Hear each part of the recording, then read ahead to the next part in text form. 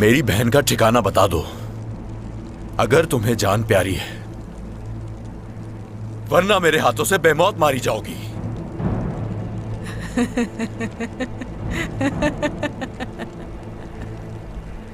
अगर हलीमा का ठिकाना बता भी दूं तो तुम लोगों को क्या लगता है क्या होगा?